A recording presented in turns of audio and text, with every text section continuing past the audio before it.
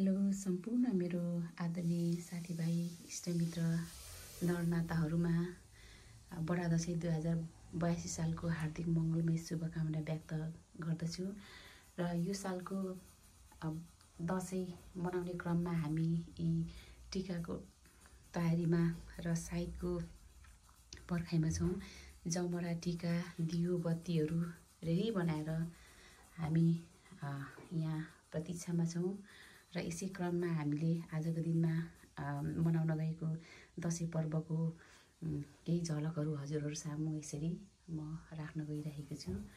र के गर्दैछु आज भनेर यसो छोटकरीमा तपाईँहरूलाई सानो हाइलाइटहरू गर्न चाहन्छु। र हेरेर साथ दिनु हुने सम्पूर्ण मेरो साथीभाइ इष्टमित्रहरूमा हार्दिक धन्यवाद व्यक्त गर्दछु। र तपाईँहरूले पनि यसै गरी रमाइलो मनाउँदै हुनुहुन्छ होला।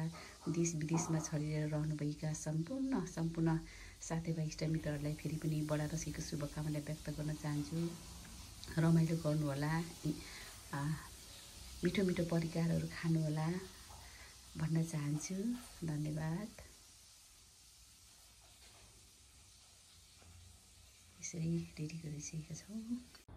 विजयदशमी टीकाको दिन यहाँ फुलहरू पनि यसो अलिअलि टिप्नको लागि यहाँ गार्डनतिर आइसकेको छु। टिप्न पनि माया लाग्छ यस्तो सुन्दर फुलहरूलाई। हेप्पी दशैं रे आज टीकाको दिन के पकाउँदै हुनुहुन्छ मास्टर सेफले? यो चाहिँ सुँगुरको भित्ला काँस बिस। ल यहाँ मेरो मास्टर सेफ ज्यूले चाहिँ यहाँ सुँगुरको भुटन बनाउँदै हुनुहुन्छ टीकाको दिन। यहाँ के पकाउँदैछु, के खाँदैछु आजको दिन भनेर यसो सानो आइटमहरू पकाएको तपाईँहरूलाई यसो देखाउन चाहन्छु। यहाँ चाहिँ मास्टर सेफ पूर्व मास्टर सेफ पनि हुनुहुन्छ मेरो घरको, एकदमै मिठो बनाउनुहुन्छ। यहाँ उहाँको भागमा चाहिँ सुँगुरको भुटन परेको छ, हेर्दा एकदमै मिठो देखिएको छ। अब चाखेको छुइनँ, यो पाकी पनि सकेको छैन। अहिले अब पाक्दा ओर्दा रेडी हुँदा अब कस्तो हुन्छ है, स्वाद चाहिँ हेर्दाखेरि मिलेको छ। अब खाँदाखेरि हेरौँ। हेरेर त हुँदैन, चाखेर मात्रै थाहा हुन्छ। अब एकछिनमा चाख्नु होला नि त, अहिले नै त अब पाकिसकेको छैन। यसको पुरा रूप चाहिँ अब भुइँमा पुगेपछि मात्रै देखिन्छ। ल गाइस, आज हामी विजयदशमी मनाउनको लागि चाहिँ ड्युटीमा पनि छुट्टी मिलाइवरी घरमा सबै परिकारहरू बनाउँदै रमाइलो गर्ने तर्खरमा छौँ। र हाम्रो परिवारमा चाहिँ सबै जब डिभिजन हुन्छ, कसले के पकाउने, कसले के मिठो बनाउँछ, त्यही अनुसारले कामको बाँडफाँड हुन्छ।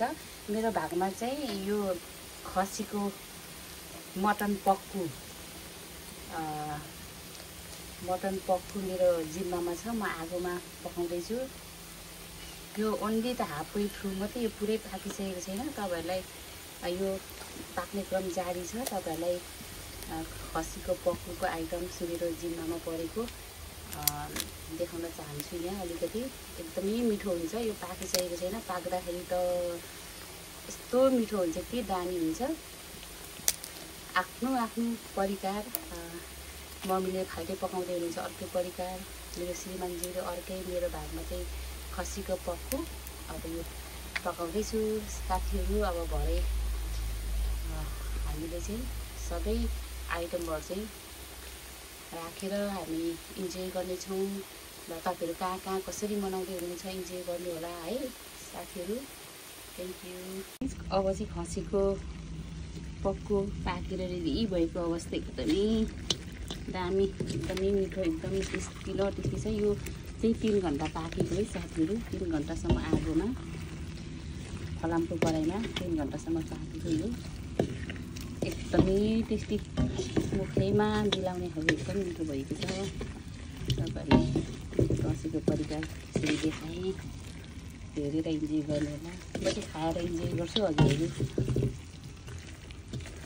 मैले हेर्नु होला। हजुरहरूले पनि मिठो योभन्दा मिठो पकाएर खानु हुँदै होला है साथीहरू, इन्जोय गर्नुहोस्। हेलो गाइज, आज दसैँ टीकाको दिन मम्मीले रोप्नुभएको अर्ग्यानिक काँक्रा हामीलाई खुवाउनु हुने अरे। यहाँ टिप्दै हुनुहुन्छ है, आफै रोपेरै छोराछोरीलाई खुवाउनु लागि फलाउनु भएको। ठुलो रहेछ है मम्मी ल ल ल मम्मीले आज हामीले खुवाउनु हुने अरे काँक्रा पनि टिप्दै हुनुहुन्छ आफ्नो आफ्नो जिम्माको छ आज काम गाइज ल मम्मीले काँक्रा टिपाएर हिँड्नुभयो भित्र अब हामीले खुवाउनु हुने अरे आज ल अब हामी चाहिँ दसैँको विजय दशमीको टिका लाउनको लागि चाहिँ हाम्रो अलमोस्ट रेडी भएको छ यहाँ जमराहरू होइन सबै दियो ग्लासहरू रेडी भइसकेको छ अब हामी परिवारका सदस्यहरू सबै भेला हुँदैछौँ अनि अब आज हामी मम्मीको हातबाट हामी टिका ग्रहण गर्नेछौँ अनि हाम्रो नानीहरूले पनि बोजूको आशीर्वाद लिनेछ र हामीले पनि लिनेछौँ यी सबै रेडी भइसकेको छ टिका जमरा यस्तो छ चाहिँ सुरु भइसकेको छ अब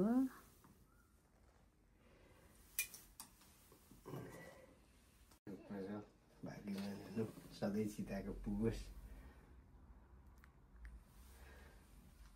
ज्ञानी ध्यानी हुनु अब के गर्नु त खै अहिलेको साल त बाँचिरहेको रहेछु दसैँ मान्नु पायो अब आउनु के गर्ने हो बाँचिन्छ मम्मी अझै हाम्रो मम्मी 200 वर्षसम्म बाँच्नुहुन्छ त्यसरी पिर गर्नु हुँदैन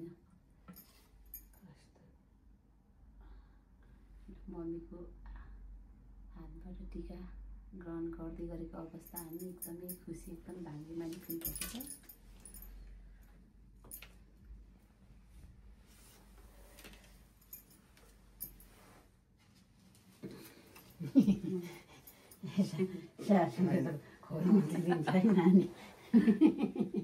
पैसाको हात्ती किन्ने छ कि खोलेर नाति नातिना के दिनुपर्छ उतै थिएँ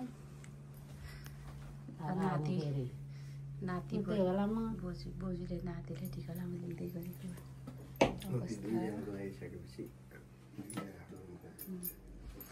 एकदमै धेरै धेरै आशीर्वाद बोजूले मात्रै दिन्छु त नाति